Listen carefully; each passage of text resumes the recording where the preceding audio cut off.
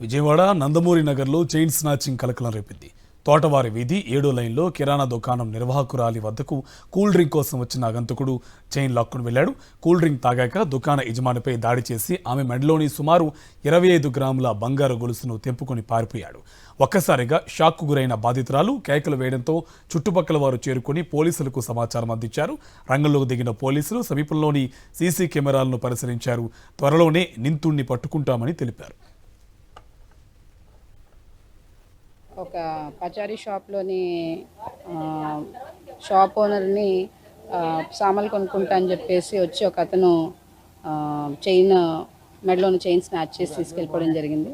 దాని రిలేటెడ్ వెంటనే ఇమీడియట్గా మా పోలీస్ స్టేషన్ సిబ్బంది ఎస్ఐ గారు, సిఐ గారు, వాళ్ళ స్టాఫ్ వెంటనే దీని మీద వర్క్ చేస్తున్నారు. అలాగే సిసిఎస్ టీం కూడా పనిచేస్తుంది.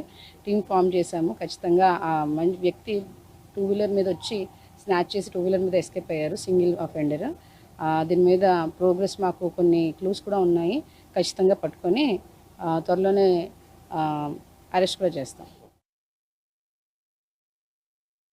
సర్లే అని చెప్పి సరుకులు అక్కడే పెట్టానండి. సరుకులు అక్కడే పెట్టిన తర్వాత అతను స్ప్రైట్ తాగాడు. ఒకటి స్ప్రైట్ తాగి బయట నుంచున్నాడు.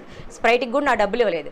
ఒక 5 నిమిషాలు అయిన తర్వాత ఏంటి ఈయన స్ప్రైట్కి కూడా డబ్బులు ఇవ్వలేదు, ఉన్నాడా వెళ్ళిపోయాడు అని చెప్పి బయటకు వచ్చి చూశాను. అక్కడ స్కూటీ మీద బయట నుంచున్నాడు. ఒక 10 మినిట్స్ ఉన్నట్టుండి లోపలికి వచ్చేసాడు. ఏంటి ఇతను ఏంటి ఇలా లోపలికి వచ్చేస్తున్నాడు అని చెప్పి అసలు నేను షాక్ అయ్యేలోపు జుట్టు పట్టుకుని పీకేసి తల మీద తపటపా కొట్టేసి ఒక గుంజు గుంజేసి బయటికి పరిగెత్తాడండి. అంతే. 32 గ్రాములండి, దాదాపు 3 లక్షల దాకా.